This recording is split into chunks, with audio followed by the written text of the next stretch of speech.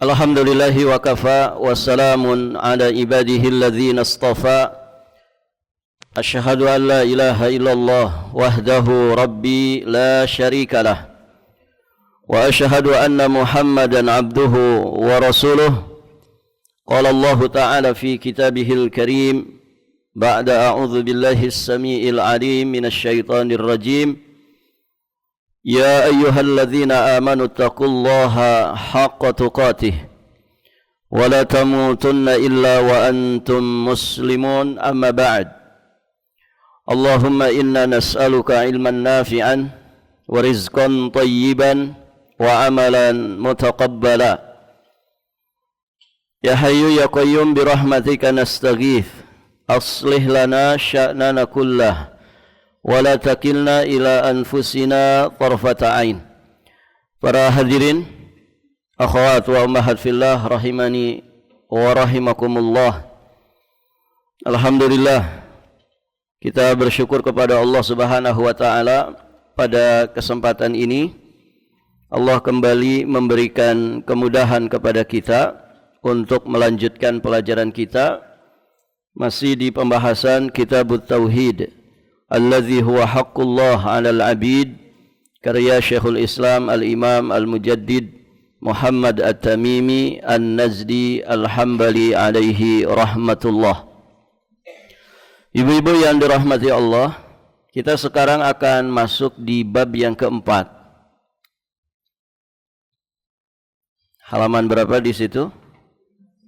59. Sudah punya semua kitabnya? Alhamdulillah.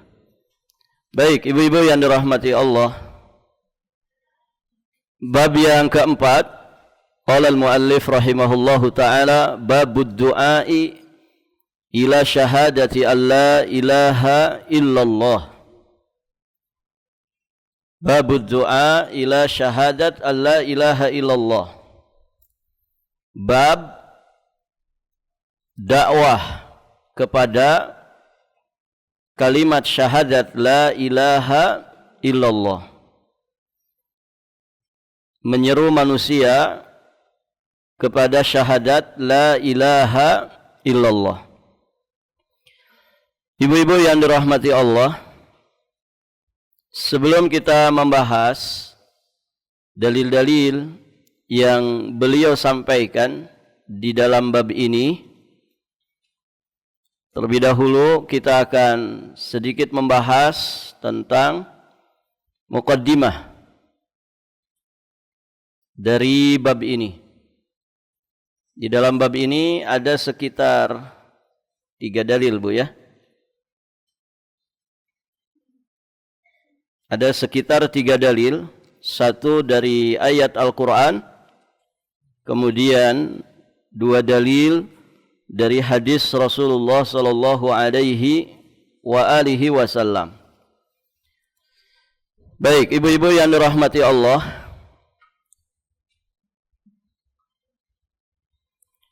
kita akan bahas terlebih dahulu bagaimana tartib atau keteraturan peletakan bab yang disampaikan oleh muallif di dalam kitab ini. Kalau kita perhatikan secara saksama, ibu-ibu yang dirahmati Allah, penempatan atau peletakan bab demi bab yang beliau sampaikan ini adalah tartib yang sangat baik sekali, yang menunjukkan kecerdikan, kedalaman ilmu, dan juga ketelitian, keapikan ilmu yang ada pada penulis kitab ini. Perhatikan di sini bagaimana tartib bab yang beliau letakkan itu sangat luar biasa, tertata satu dengan yang lainnya, saling berkesinambungan dan saling terikat. Perhatikan ibu-ibu yang dirahmati Allah. Jadi setelah kita dibimbing oleh muallif di dalam kitab ini, dari bab-bab sebelum ini kita dibimbing bagaimana memahami hakikat dan juga kewajiban bertauhid, ya setelah kita dibimbing untuk memahami keutamaan, kemudian para tokoh ahli tauhid, kemudian kita dibimbing memahami hakikat dan juga bahaya kesyirikan, maka diletakkanlah bab yang keempat ini. Karena apa yang sudah dibahas sebelumnya, apa yang sudah dipelajari sebelumnya, ini tidak akan sempurna kecuali dengan kita mendakwahkan kalimat tauhid la ilaha illallah. Jadi pemahaman kita tentang hakikat, tentang kewajiban bertauhid, keutamaan tauhid, para tokoh tauhid, memahami hakikat dan bahaya kesyirikan, ini tidak akan sempurna iman dan tauhid kita ini kecuali dengan mendakwahkan tauhid. Kita dulu pernah membahas di kitab Salasat al-Usul tentang 4 kewajiban bagi setiap muslim dan muslimah. Apa saja itu, Ibu? Kewajiban berilmu, kemudian kewajiban beramal, kewajiban berdakwah, satu lagi kewajiban untuk bersabar. Kita sudah pernah bahas itu. 2 poin pertama, kewajiban berilmu dan kewajiban beramal saleh sesuai dengan dasar ilmu, ini akan menyempurnakan jiwa raga seseorang dengan ilmu dan juga amal solehnya. Nah, ternyata di dalam Islam itu kita dituntut tidak hanya menyempurnakan diri sendiri, tapi bagaimana kita itu ikut serta, berperan, berkontribusi untuk juga memberikan kebaikan kepada orang lain, menyempurnakan ya kehidupan orang lain. Dengan cara apa? Dengan cara berdakwah, mengajak manusia kepada ilmu, mengajak manusia kepada amal soleh.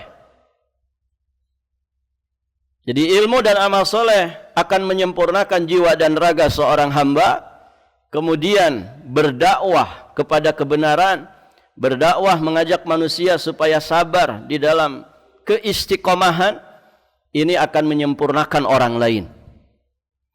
Maka ketika 2 perkara ini digabungkan oleh seorang hamba pada dirinya, dia berusaha menyempurnakan dirinya sendiri, kemudian dia pun berusaha menyempurnakan orang lain, maka jadilah dia insan yang akan selamat dari segala kerugian.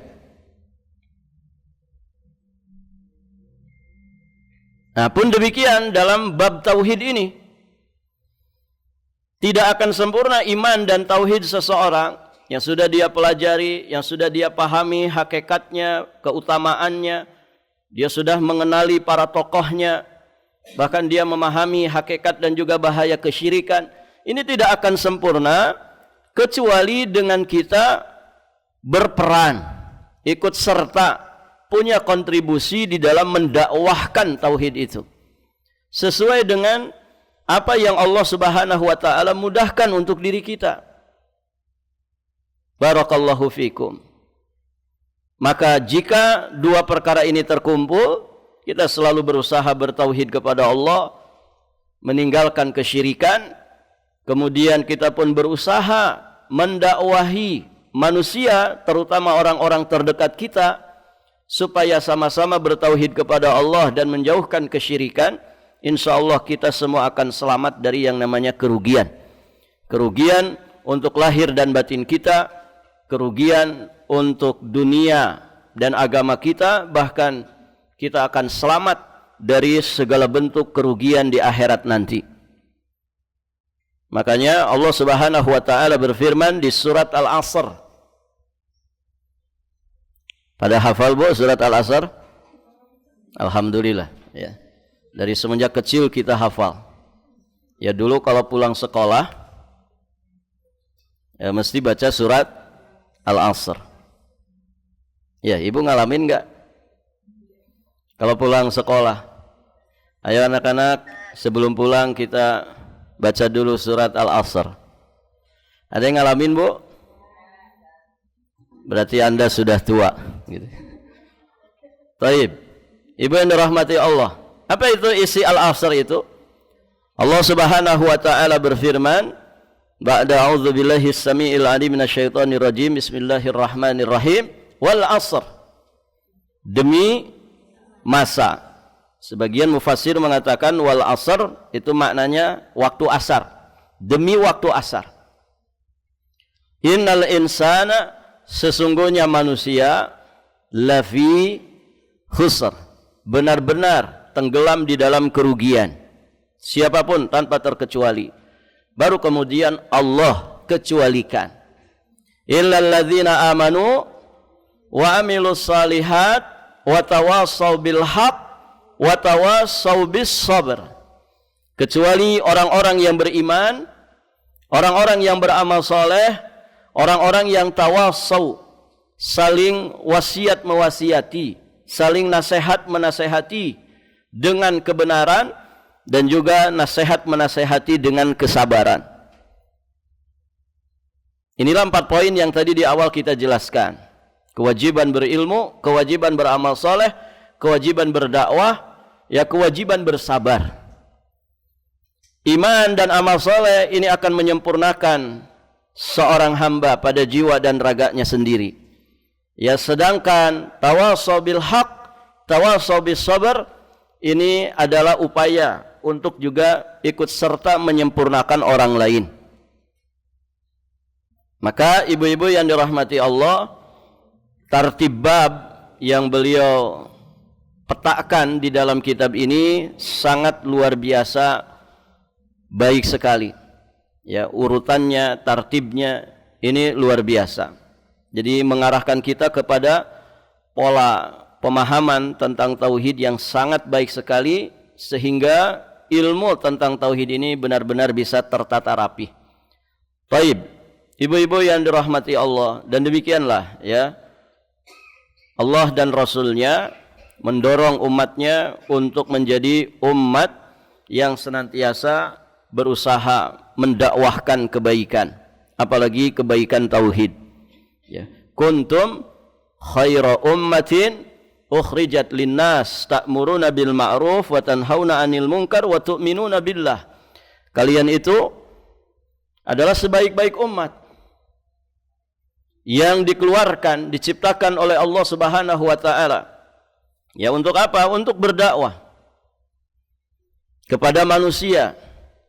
Ta'muruna bil ma'ruf. Kalian mengajak manusia kepada yang ma'ruf. Dan kemakrufan paling besar adalah tauhidullah, mentauhidkan Allah Azza wa Jalla. Ta'muruna bil ma'ruf wa tanhauna 'anil munkar, dan kalian mencegah kemungkaran. Kemungkaran yang paling mungkar, kemungkaran yang terbesar adalah kesyirikan. Wa tu'minuna billah, dan kalian pun beriman kepada Allah Subhanahu wa taala. Nah, kita akan menjadi umat yang terbaik jika kemudian kita berdakwah, mengajak manusia ya kepada yang ma'ruf dan mencegah mereka dari yang mungkar. Tentu semua itu dikerjakan karena Allah Subhanahu wa taala. Baik, ibu-ibu yang dirahmati Allah, di riwayat Imam Ibnu Majah dari sahabat yang mulia Anas bin Malik radhiyallahu taala anhu yang derajatnya hasan. Ini yang saya sampaikan tidak ada di kitab ibu ya. Ini masih muqaddimah. Di dalam riwayat Imam Ibnu Majah dari Anas bin Malik, hadis ini derajatnya hasan. Nabi SAW bersabda, "Fatuba liman ja'alallah miftahal khair ala yadayhi." Tuba. Tuba itu apa? Ada yang masih ingat? Ada 2 maknanya tuba itu. Yang pertama, tuba itu nama pohon di surga. Ya, satu nama pohon di surga. Sebagian mengatakan tuba itu keberuntungan yang tanpa batas, kebahagiaan yang tanpa batas. Tuba, berbahagialah, beruntunglah dengan keuntungan yang tanpa batas. Boleh juga kita katakan surga lah. Bagi siapa? Liman ja'alallah, bagi orang yang dijadikan Allah Subhanahu wa taala sebagai miftah al-khair, kunci dari kebaikan. Beruntunglah dengan keberuntungan yang tanpa batas bagi orang yang Allah Subhanahu wa taala menjadikan kunci kebaikan itu ada pada dirinya. Maksudnya jiwa raganya itu menjadi pembuka pintu kebaikan bagi manusia. Wa wailun, dan waillah. Wail juga maknanya dua. Sebagian memaknakan wail itu wadin finari jahannam, satu lembah yang ada di neraka jahanam. Makanya kita mengenal istilah neraka wail. Sebagian memaknakan wail itu lawan dari tuba tadi. Yakni apa? Kesengsaraan, penderitaan, kebinasaan yang tanpa batas. Nah, Nabi katakan wa wailun, waillah bagi siapa? Liman ja'alallah miftahasy syarr ala yadayhi, bagi orang-orang yang dijadikan Allah Subhanahu wa taala kunci keburukan itu ada di tangannya. Maksudnya apa? Jiwa raganya, ucapan, tingkah laku, perbuatannya dan juga hatinya itu membuka pintu-pintu keburukan bagi manusia. Nauzubillah. Ada orang model begitu, Bu? Ada. Ya. Dia menjadi kelompok geng misalkan. Ya, menjadi ketua kelompok. Ya, semua tunduk patuh di bawah kendalinya, di bawah komandonya. Ternyata yang dia komandokan kepada bawahannya adalah keburukan-keburukan. Nah, ini nauzubillah. Dia menjadi pembuka, ya, pintu keburukan bagi orang lain. Baik, ibu-ibu yang dirahmati Allah. Nah, apalagi kalau yang kita dakwahkan itu adalah syahadat la ilaha illallah. Semoga Allah menganugerahkan kepada kita tuba tadi, dan kita selamat dari wail. Kemudian di hadis yang lain, riwayat Imam At-Tirmidzi, hadis sahih yang diterima dari jalan sahabat Abu Hurairah radhiyallahu taala anhu, Rasulullah sallallahu alaihi wa alihi wasallam bersabda, khairukum man yurja khairuhu wa yu'manu syarruhu. Sebaik-baik kalian adalah orang yang diharapkan kebaikannya dan tercegah dari keburukannya. Sebaik-baik orang adalah orang yang diharapkan kebaikannya dan manusia merasa aman dari keburukannya. Wa syarrukum, dan seburuk-buruk kalian man la yurja khairuhu, orang yang tidak diharapkan kebaikannya dan orang yang tidak merasa aman dari keburukannya. Barakallahu fikum. Nah, itu sebaik-baik manusia. Sebaik-baik manusia itu yang diharapkan kebaikannya dan orang merasa aman dari keburukannya. Begitu Ibu ya. Jadi kalau orang lihat kita itu kok jadi serem begitu ya.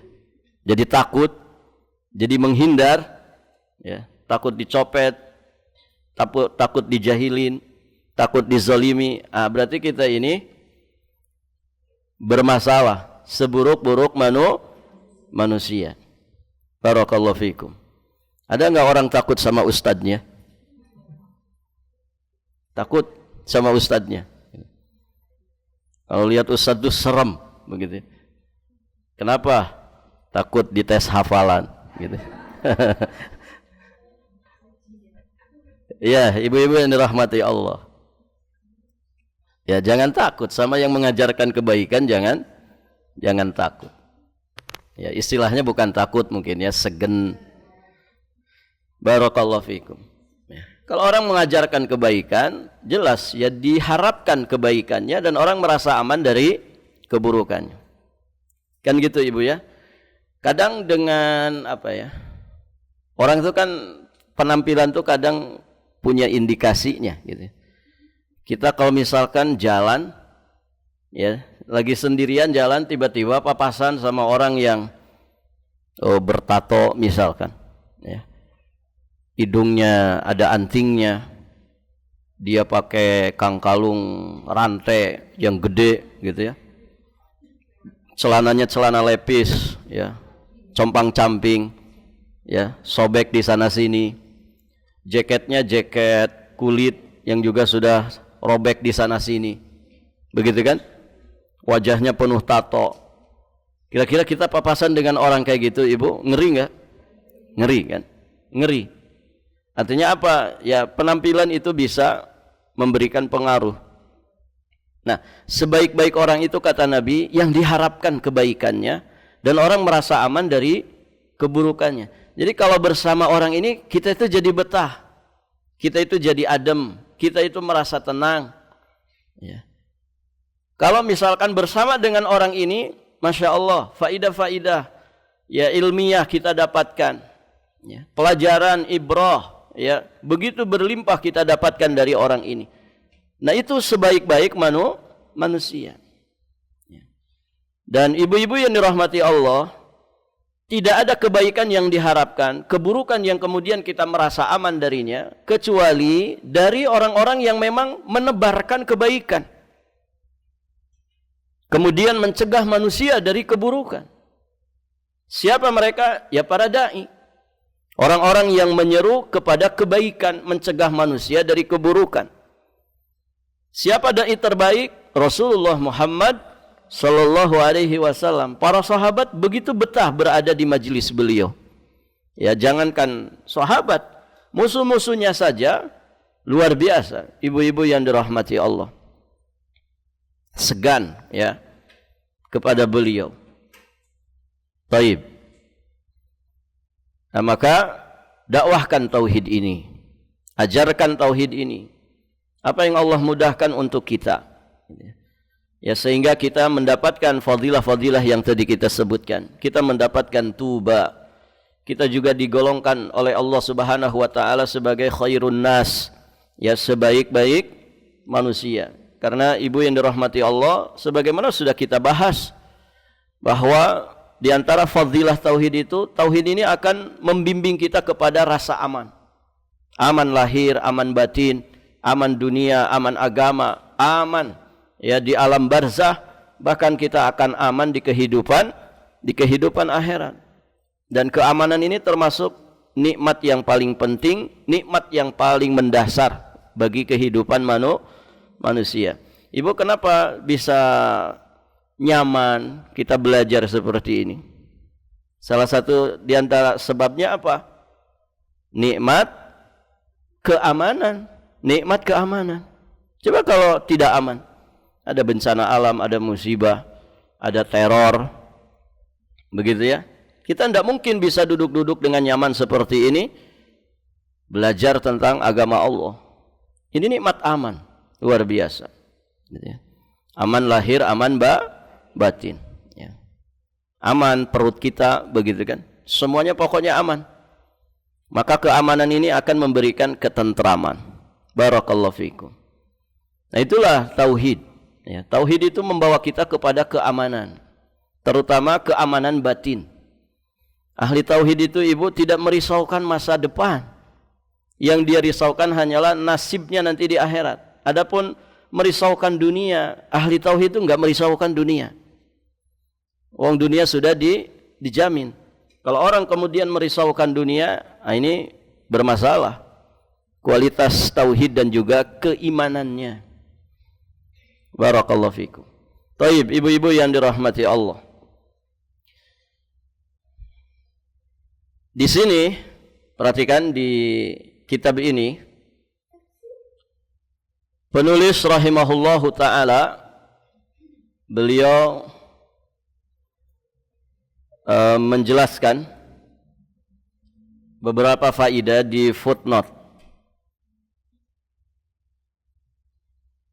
Perhatikan ibu-ibu, beliau membawakan dan menukilkan kalamnya Imam Ibnul Qayyim tentang tingkatan dakwah.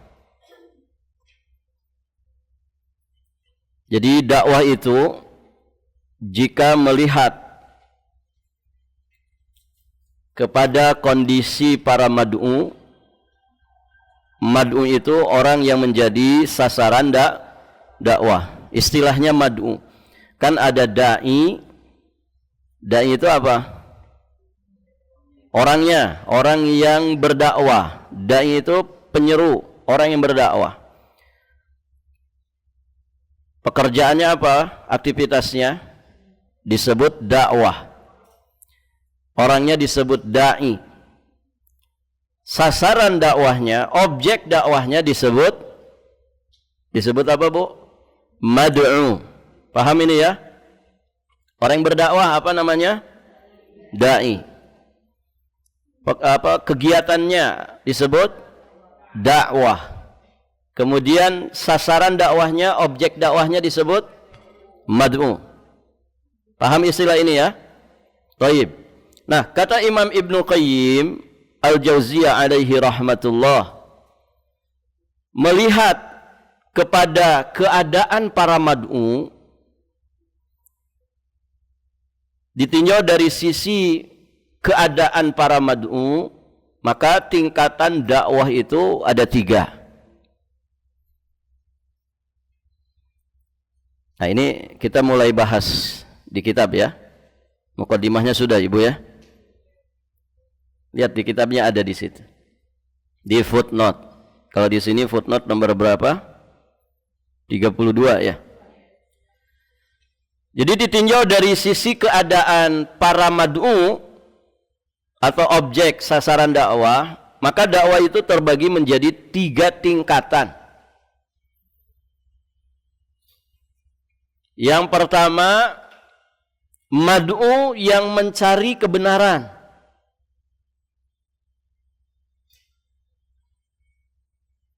Mad'u yang mencari kebenaran.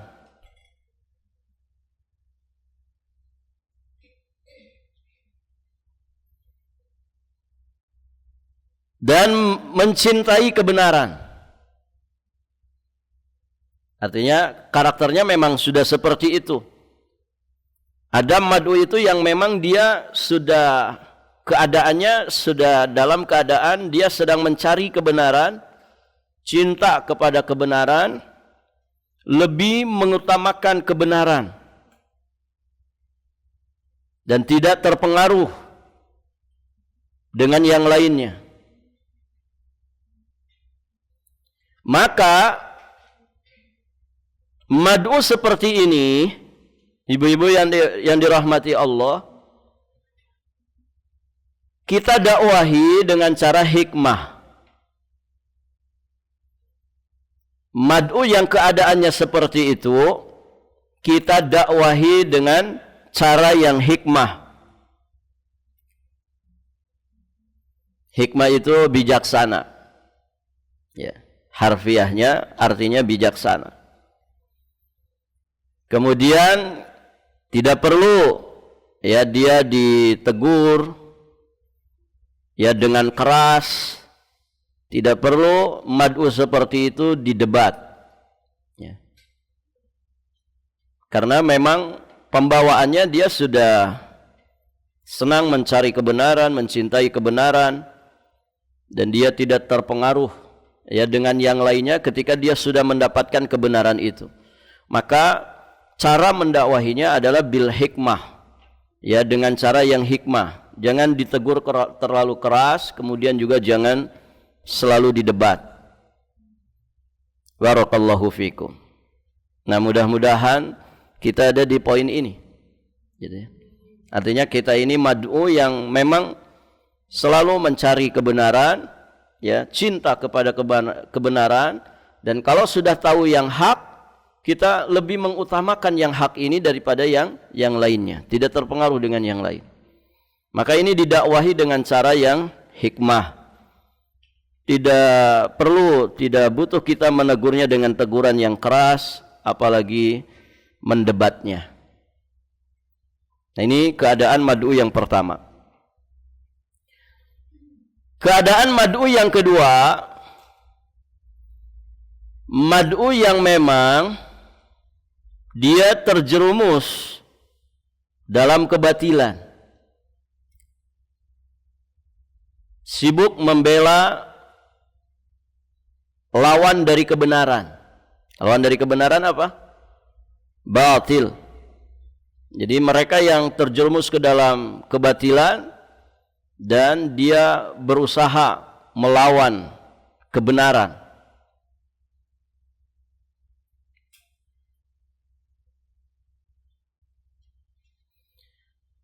Baik, ibu-ibu yang dirahmati Allah. Namun dia jika mengetahui kebenaran akan mudah mengikutinya. Berarti kan mad'u yang terjerumus ke dalam kebatilan, melawan kebenaran, tapi belum parah begitu ibu. Kalau dia kemudian didakwahi supaya mengetahui kebenaran, dia masih mudah untuk mengikuti. Nah, biasanya model siapa ini ibu? Ya modelnya muqallid itu, yang hanya ikut-ikutan gitu, melakukan perbuatan yang begini hanya ikut-ikutan aja. Ya kata gurunya lawan itu yang tidak sama dengan kita, dia ikutan begitu, tanpa pernah paham juga sebetulnya seperti apa sebenarnya. Ya para muqallid, orang yang hanya ikut-ikutan. Memang dia terjatuh ke dalam kebatilan, dia ikut melawan kebenaran, tapi kalau kita dakwahi dengan kebenaran, itu masih mudah dia terpengaruh, maksudnya mudah untuk menerima, ya, dan bisa saja kemudian dia mengikuti kebenaran. Baik, ibu-ibu yang dirahmati Allah, maka orang yang seperti ini kita dakwahi dengan cara mau'idhah hasanah. Mau'idhah hasanah. Kita berikan kepada dia yang namanya wejangan.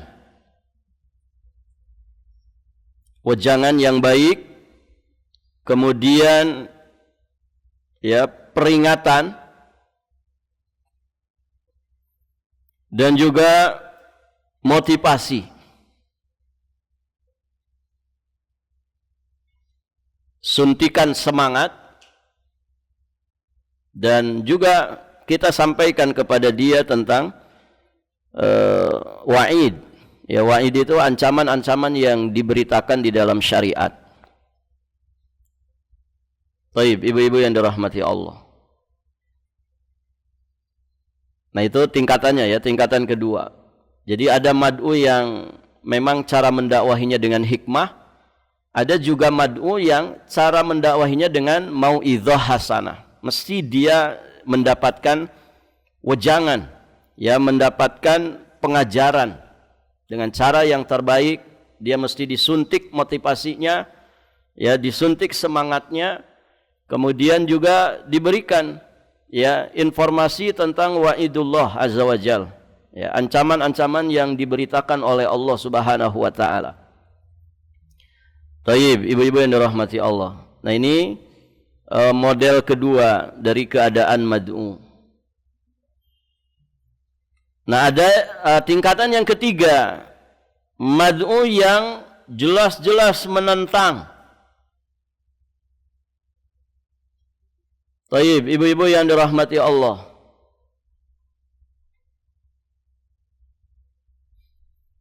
Jadi dia menentang, membangkang, menolak kebenaran dan juga membantahnya.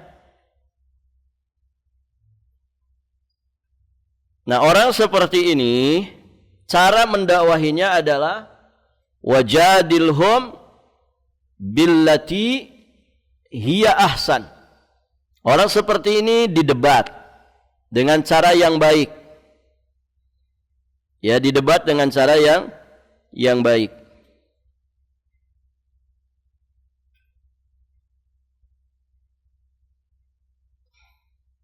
Taib, ibu-ibu yang dirahmati Allah.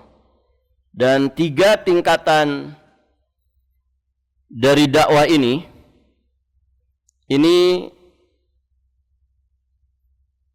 merupakan petunjuk dari firman Allah Subhanahu wa taala. Ud'u ila sabili rabbika bil hikmati wal mau'izatil hasanati wajadilhum billati hiya ahsan. Surat apa itu, Bu? An-Nahl ayat 125. An-Nahl ayat 125. Silakan dibuka. An-Nahl ayat 125.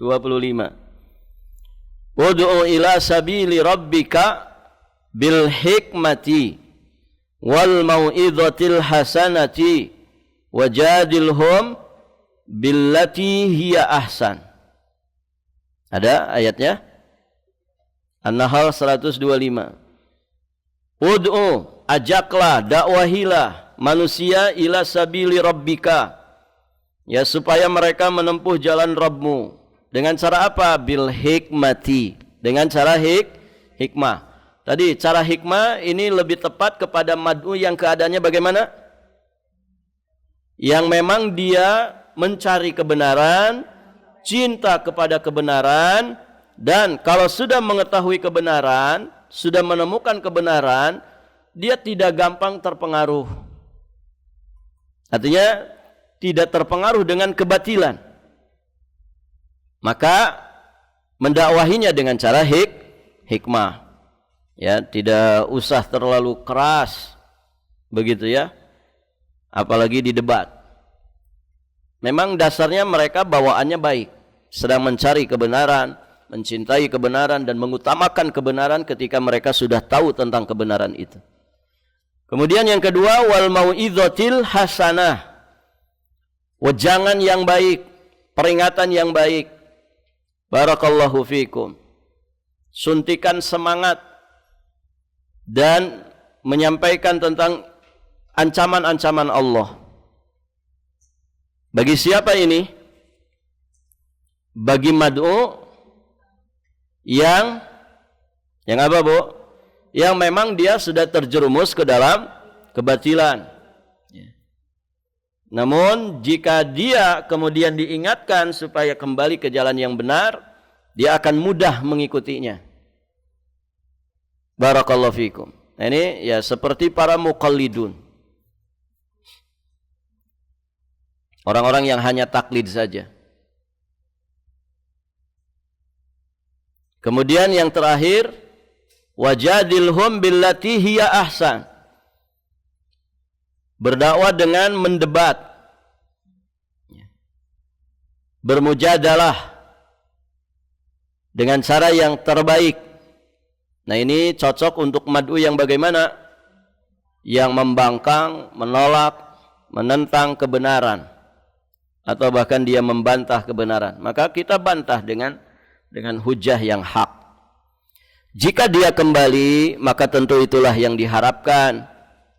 Namun jika tidak, maka ibu-ibu yang dirahmati Allah, barulah ya kita bisa berpindah kepada cara-cara yang lain. Barakallahu fiikum.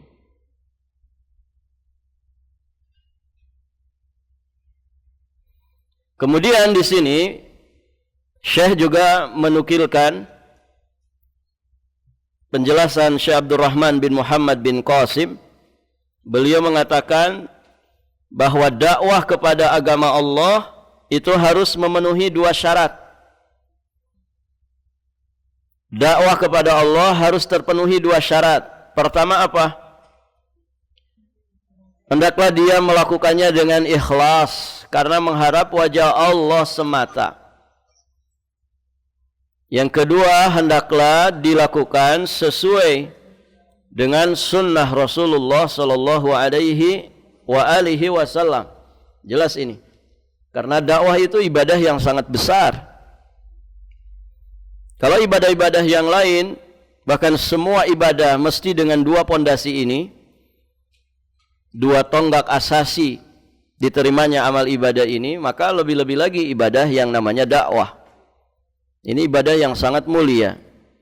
Saking mulianya Allah jadikan dakwah ini ciri khas manusia-manusia paling mulia di muka bumi ini. Siapa itu? Manusia paling mulia di muka bumi ini siapa, Ibu? Para nabi dan rasul. Kita kalau mendengar para nabi dan rasul, mesti kita mengetahui ada ciri khasnya mereka. Apa itu? Apa, Bu? Ciri khasnya para nabi dan rasul apa? Berdakwah. Ya tidak? Berdakwah. Tidak ada satupun nabi dan rasul melainkan pasti mereka berdakwah. Seandainya di sana ada amal yang lain yang lebih istimewa daripada dakwah, tentu akan Allah jadikan amalan paling istimewa ini disematkan kepada manusia-manusia paling istimewa. Nah, ketika ternyata yang disematkan kepada mereka itu adalah dakwah, ya, bahkan kalau kita lihat lagi intisari dakwah mereka ternyata dakwah tauhid, maka ini menunjukkan bahwa dakwah ini ibadah yang paling istimewa, ibadah yang paling agung, sehingga tidak ada manusia istimewa kecuali mereka memiliki ciri khas ini, berdakwah kepada tauhid. Terutama Nabi kita yang mulia, Nabi Muhammad sallallahu alaihi wa alihi wasallam. Maka dakwah sebagaimana ibadah-ibadah yang lainnya mesti dengan dua pondasi ini, ikhlas dan ittiba'us sunnah. Jika sang dai bermasalah dalam syarat yang pertama, artinya jika terluput syarat pertama dari seorang dai, maka niscaya dia tergolong musyrik. Jika terluput syarat kedua, maka dia tergolong kepada mubtadi' atau ahli bid'ah, pelaku bid'ah. Taib, ibu-ibu yang dirahmati Allah. Demikian pula ada syarat yang lain untuk dakwah ini. Apa itu? Seorang dai juga harus berilmu tentang apa yang akan dia dakwahkan. Nah, ini penting. Bagaimana orang itu berdakwah kalau dia tidak punya ilmu? Dakwah itu kan menyampaikan ilmu. Ilmu itu adalah qala Allah, qala Rasul, qala sahabah. Ilmu itu adalah firman-Nya Allah, sabdanya Rasulullah sallallahu alaihi wasallam, dan juga pemahaman serta pengamalan para sahabat. Itu ilmu. Ya. Maka bagaimana seorang jadi dai kemudian dia tidak berilmu? Tong kosong nyaring bunyinya. Ya. Idza wusidal amru ila ghairi ahliha fantadhiris sa'ah. Apabila sesuatu itu diserahkan, diamanahkan kepada yang bukan ahlinya, maka tunggulah kehancuran. Makanya ya dai kalau tidak punya ilmu, ya justru akan lebih banyak merusak daripada memperbaiki. Ya. Makanya ya jangan heran kalau kemudian banyak fatwa-fatwa nyeleneh, aneh dan nyeleneh, begitu ya, sesat dan menyesatkan. Nauzubillah. Ibu-ibu yang dirahmati Allah. Jadi dia mesti memiliki ilmu tentang perkara yang dia perintahkan kepada manusia dan yang dia larang kepada manusia. Kemudian tambah lagi syarat berikutnya, selain ilmu apa? Selain ilmu apa, Ibu? Berlemah lembut. Ya kan? Berlemah lembut. Artinya sifat rahmah. Ya birrifqi wallin. Sifat kasih sayang, kelembutan. Barakallahu fikum. Ya. Namun lembut di sini bukan berarti mudahana. Ya berbahasa basi, bukan. Lembut di sini bukan berarti tidak tegas di dalam menyampaikan yang hak. Ya dia berbahasa basi, begitu ya. Berbelok ke kanan, berbelok ke kiri demi selera mad'u. Nah itu tidak boleh. Yang dimaksud dengan hikmah birrifqi wallin, dakwah itu dengan kelembutan, ya, dakwah itu yang lunak, dakwah itu yang mudah bukan yang menyusahkan, dakwah itu yang merangkul bukan memukul, ya. Itu maksudnya bukan berarti kita itu berbasa-basi tentang kebenaran, menuruti selera mad'u, begitu kan? Ada orang dia bisa saja jadi bunglon, ya, dia sedang di mana, dia menempel di mana, yaitu juga warnanya. Paham Ibu? Jadi dai nggak boleh begitu. Jadi dai tidak boleh begitu. Yang hak katakan hak. Walaupun dia di depan orang-orang yang memang berseberangan dengan al-haq, tidak masalah, sampaikan al-haq. Wah, resiko nanti, begitu. Resikonya apa? Loh, Ibu, para nabi, para rasul, mereka menghadapi resiko enggak? Apa resiko yang mereka hadapi? Bisa jadi dibunuh, ya kan? Terancam nyawanya. Nabi Muhammad dilempari oleh tai unta, dilempari oleh batu, diperangi, ya, dikepung, dituduh, difitnah. Oh, banyak sekali. Ya. Nah, kalau dai terhebat saja, begitu resiko tantangan dakwahnya. Maka ibu-ibu yang dirahmati Allah, tentu kita yang istilahnya melanjutkan saja. Bagaimana kemudian dakwah tidak mau tidak mau menerima resiko, ya. Sehingga apa? Banyak yang menyembunyikan kebenaran, tidak tegas di dalam menyampaikan al-haq. Kenapa demikian? Mengikuti selera mad'u. Enggak mau menerima resiko. Ternyata resiko yang dia takuti itu adalah resiko dunia. Kalau saya sampaikan ini di jamaah tertentu, wah, ini resiko bagi saya. Apa resikonya? Nanti saya nggak bisa diundang lagi, gitu. Jamaahnya kecewa. Nah, itu kan begitu, Ibu. Sehingga dengan seenaknya dia bisa jadi bunglon. Kalau di sini begini modelnya, nanti kalau di sono begono modelnya, ya. Kalau di sana nanti begitu modelnya. Dia bisa dengan sekian warna. Oh, enggak bisa, dan itu enggak boleh begitu. Katakan yang hak sebagai al-haq, katakan yang batil sebagai al-batil. Wala talbisul haqqa bil batil wa taqtumul haqqa wa antum ta'lamun. Jelaskan ayatnya. Janganlah kalian campur adukan yang hak dengan yang batil. Wa taqtumul haqqa, dan jangan kalian menyembunyikan al-haq. Wa antum ta'lamun, padahal kalian itu mengetahuinya. Ini dai-dai, sebagian dai itu modelnya begitu, berbelit ya ketika ditanya tentang satu perkara. Kenapa?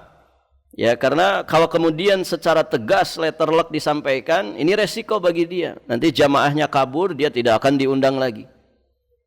Nah, ini kan kepentingan pribadinya akhirnya, kepentingan dunianya, kepentingan popularitasnya, kepentingan followernya, kepentingan likernya, begitu ya, kepentingan subscribernya, ya.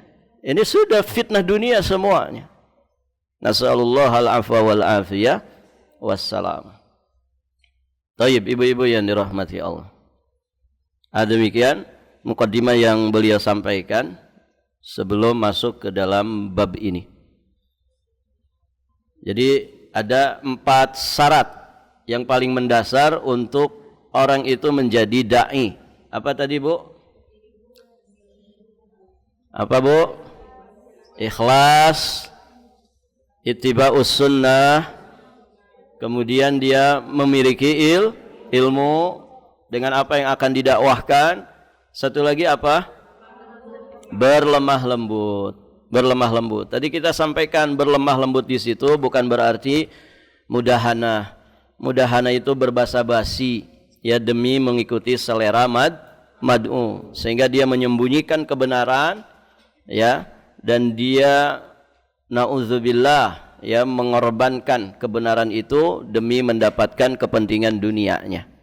Nasallallahu al-afwa wal afiyah wassalam. Dan orang-orang model begitu sejatinya mereka tasyabbuh dengan Bani Israel. Bani Israel, ya, para tokoh Bani Israel, ya baik dari Nasrani ataupun Yahudi, mereka itu salah satu di antara penyimpangan yang besar yang ada pada mereka adalah kitmanul ilmi, kitmanul haq. Mereka menyembunyikan al-haq, menyembunyikan kebenaran. Jadi Ibu, di dalam kitab Injil, di dalam kitab Taurat itu sudah diinformasikan bahwa nanti akan ada nabi dan rasul akhir zaman dengan sifat-sifatnya seperti ini, ciri-cirinya seperti ini. Nah, itu disembunyikan oleh para tokoh Bani Israel. Ibu tahu motifnya apa, Bu? Apa motifnya? Yaitu dunia.